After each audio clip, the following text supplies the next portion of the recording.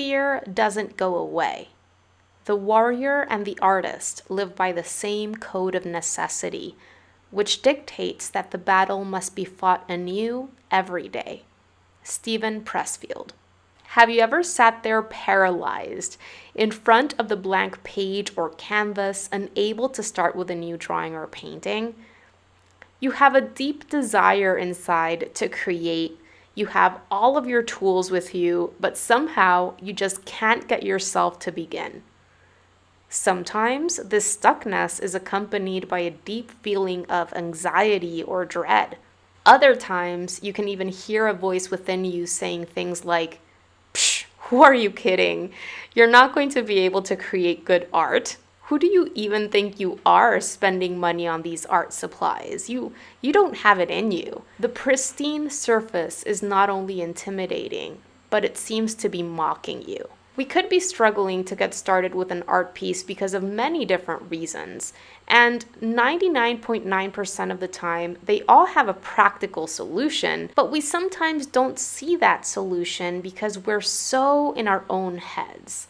For example, at times when we sincerely, technically don't know where to start, following tutorials or taking classes or workshops can be very helpful and will provide us that confidence that we need. At times when we're overwhelmed or scattered with too many different ideas, it's a matter of choosing one and committing to seeing the project or piece through. Other times, when we're afraid of wasting expensive or precious art supplies on unsuccessful art, not only is it important to remember that no time or supplies are wasted, even if the outcome isn't what we expected it to be, but also art supplies are meant to be used. Other times, when we're feeling stuck and unable to begin, it could be due to burnout we're experiencing, due to overworking ourselves, either with art or with life tasks, or a combination of both. In these cases, not putting pressure on yourself to create great art, or taking a break from your art altogether to focus on other creative endeavors,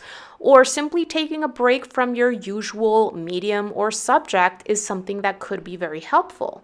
Finally, if this stuckness is due to you losing the habit of simply starting because you've gone on hiatus and you haven't worked on your art in a while, I'd recommend simply starting small and starting with pieces that are easy or come more naturally to you. This will help you reignite that passion in a way that isn't overwhelming, and you'll be able to build up that habit again. Now, it is very important to just know that in other cases, stuckness can be coming from deeper rooted issues that have nothing to do with your art. Issues that at times may require you having to speak with someone, you having to go to therapy, having to do more deeper inner work. And this inability to move forward may stem from a lack of self-worth or having been through very challenging situations in the past. A lot of us struggle with that kind of thing. This was something that I struggled with, especially in the beginning of my journey. I had to work on a lot of things that were keeping me from truly jumping into my art practice with both feet. This could be the case for you if you feel very afraid that you won't be able to produce work that is quote unquote good enough, or when you sit down to create, you always feel an intense pressure to create perfection with every single piece, or when you just don't feel worthy of giving yourself the time to make art or to devote to any personal goals for that matter. If you feel either of these or a combination of these, it's very much worth looking into and working on, because there's probably something there that is going to keep you from putting in the work into not only your art, but any personal goals that will likely bring you a lot of happiness and fulfillment if you give yourself permission to work on them. If we don't work on our mindset alongside our cold technical skills, it's very unlikely that we're going to be able to stay consistent with our art practice over time. Quite often, starting something new or even continuing with a piece that we've already started will bring forth some kind of resistance for the artist or creative. The intensity and the reasons behind this resistance will vary as you move forward in your journey. But it'll likely always be there to a certain degree, no matter how skilled or successful you become. You just get better at doing the thing and taking action despite that resistance that you feel, despite the fear. You acknowledge that resistance as something that's always going to be there riding alongside you as you move forward. And you get better at quieting those voices. You build that courage to take action anyway, even with the fear. Visual artists, writers, musicians, most of us experience it all throughout our journeys. So know you're not alone.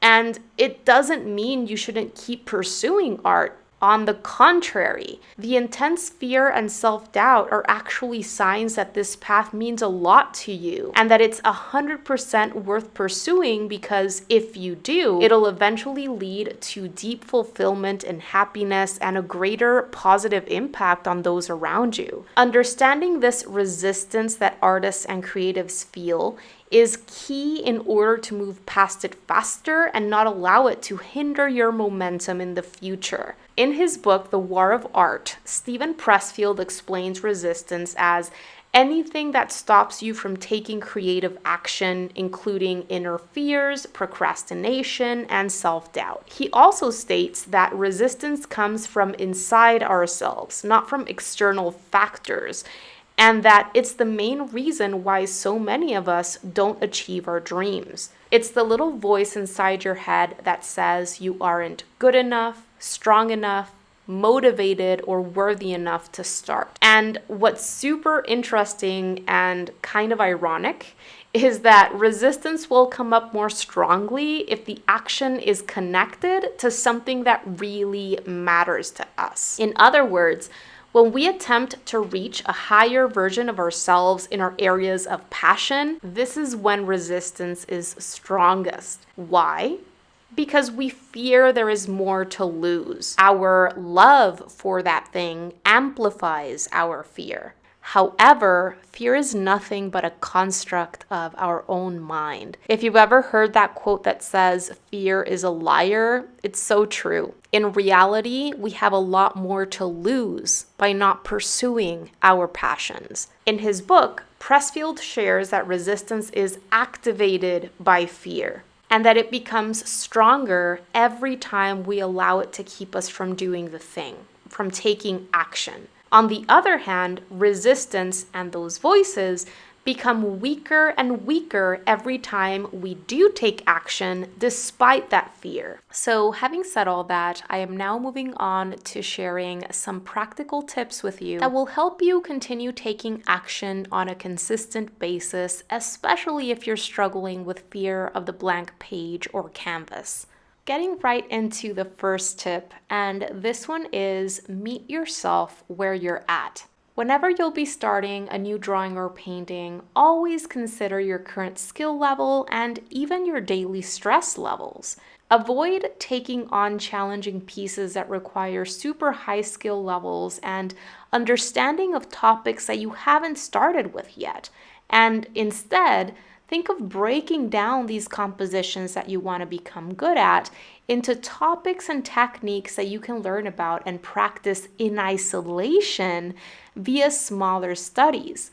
This way, you can tackle those larger pieces afterward with greater confidence, ease, and enjoyment. And if you will be tackling super challenging pieces, that's totally fine as well, but have realistic expectations. Don't expect yourself to create perfection when you haven't started with that topic or haven't started practicing those techniques. Also, even when you do become more skilled and more advanced, still consider your energy, focus, and stress levels on that given day before jumping in, because this will have an impact on both your process and outcome. These are all things that wax and wane for us as humans, and it's important to remember that each day will be different. Some days we're going to be super energetic and motivated, and we're going to be creating great art.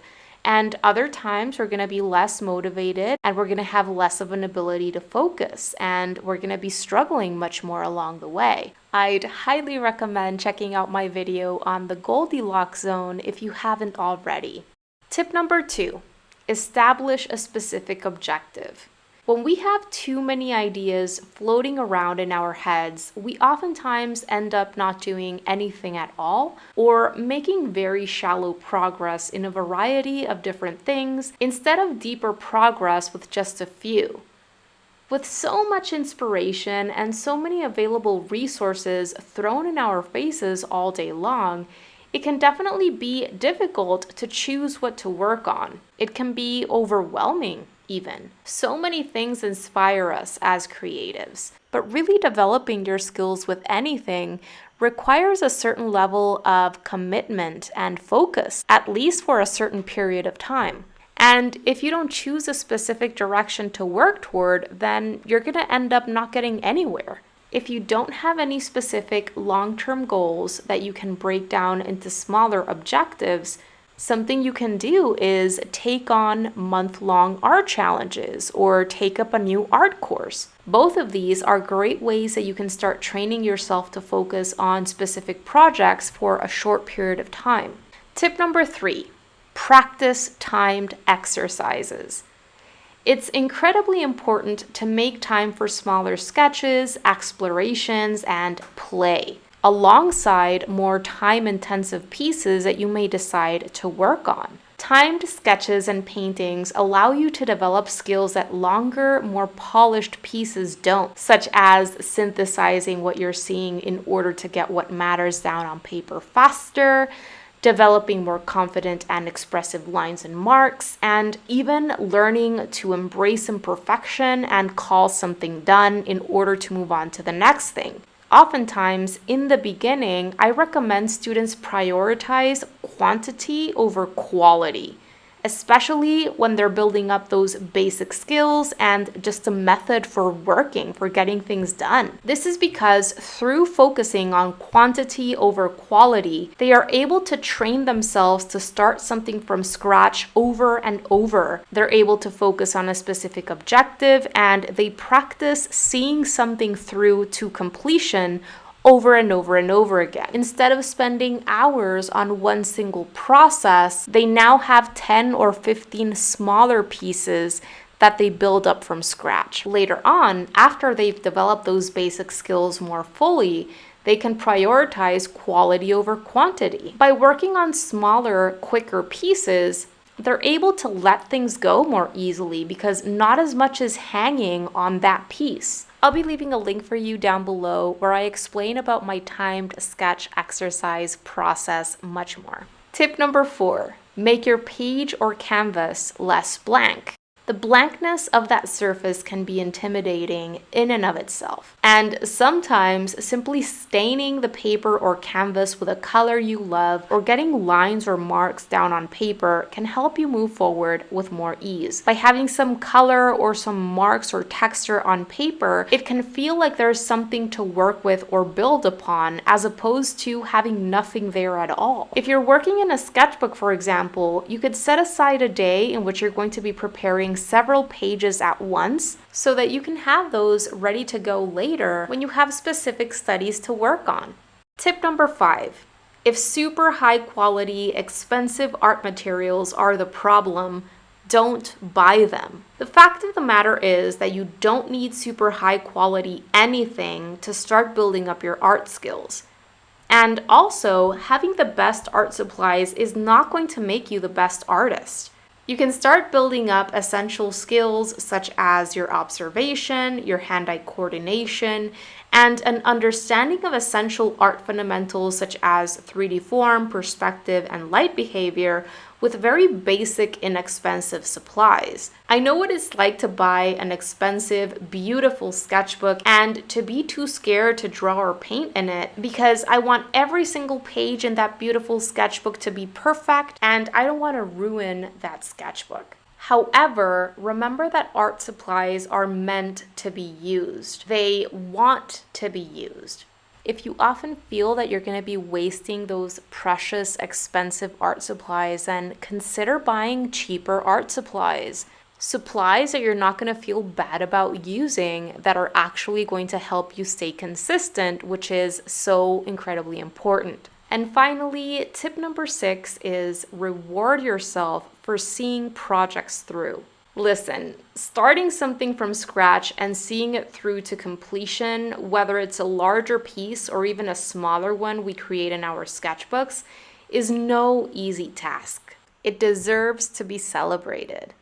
And through acknowledging the fact that you have done something challenging and you saw it through, and taking the time to, yes, even bask in this accomplishment, you're going to want to do it more. So often we stress ourselves out with just thinking of everything that we have yet to do and yet to accomplish. And we completely fail at looking back at what we've been able to do so far. We forget to pat ourselves on the back and celebrate our growth. And this is so important to do if we want to stay consistent over time.